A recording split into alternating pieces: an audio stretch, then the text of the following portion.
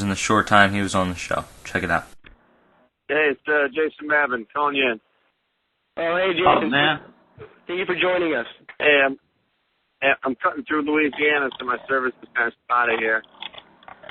All right, we'll do the best we can. All right. So in case no one heard that, this is Jason Babin, Pro Bowler from the Tennessee Titans. Really excited to have him on. The first question I guess I'd like to ask you, kind of what we're talking about right now before you called in, was what are you thinking about the NFL? Who do you think has the leverage in the meeting room? Would you say the owners because they pay the players, or would you say the players because they play for the owners? Well, I think inside the meeting room, there really isn't so much battle for leverage. I think the battle for leverage is obviously trying to win the fans, win the people that are have an emotional attachment to the game of football, which is pretty much everybody in the United States. The owners try to spin their message, kind of their little web of lies, to try and undermine us.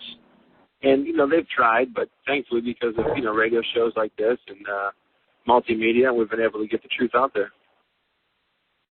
All right. Jason, as far as football goes, what clicked for you in Tennessee that didn't click for you in, Philly? I'm a big Eagles fan, and it just didn't seem to work as well here. What worked for you in other places? Or what worked for you in Tennessee that didn't work at other places? Well, the biggest thing for me was getting the extra opportunity to play. I mean, in Philadelphia, I came in a few plays here, so I got tired, took the cleanup reps, at the end of the game we're getting blown out or blowing someone else out.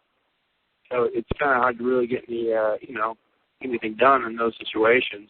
I was kind of like the odd man out. So the biggest thing for me was getting the opportunity to be the guy and to play.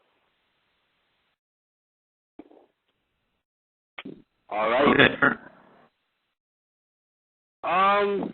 Jason Babin, have you been watching the top 100 NFL players of 2011? Have you heard of it? I finally saw a little video clip.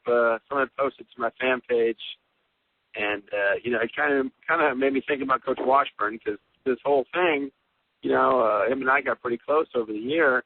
And now that I'm a free agent and all this stuff going on, I can't talk to him. I can't even see what's going on. See what's we're much more than player coach. So kind of made me miss him on the personal level. Okay. Do you see yourself potentially considering going back to Philly now that Jim Washburn has come over to Philly, or would you like to stay in Tennessee? Where do you see yourself playing next year? Well, the biggest thing for me is, Tennessee could have had me all wrapped up before the free agency even started, before the lockout even started, because they had first rights to me. But there never was any, discussion, or there never was any, hey, listen, we got some changes going on. We want to talk with you. We want to sit down at a later date when it's appropriate. They never did that to me. So, I feel like I got a lot of street smarts. So it kind of lets me read between the lines and say that they don't have me in their plans for the future. But it's one of those things that's hard to guess, and I don't want to close the doors before they actually close. So really just waiting on this lockout. Hopefully I get cleaned up as soon as it does, and I can move forward with my situation. Cool.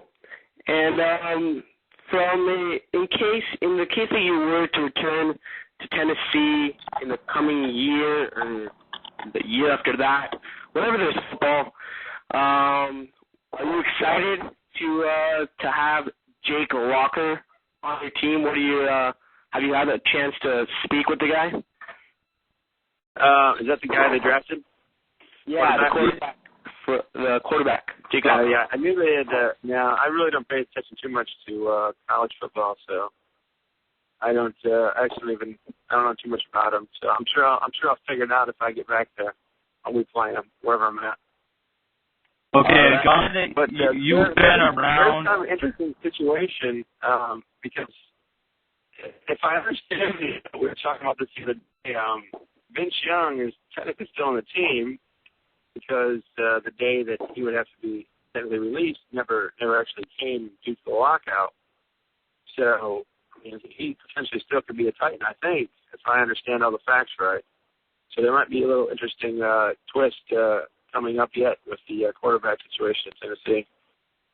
Okay, one question coming from the chat room. It comes from, man, you're screwing me with this name. The Philly Fan Loves Men asks, what do you think is going on? What do you think about what's going on with Albert Hainsworth? Okay, well, I lost that for a second. What was the question? What do you think about what's going on with Albert Hainsworth right now?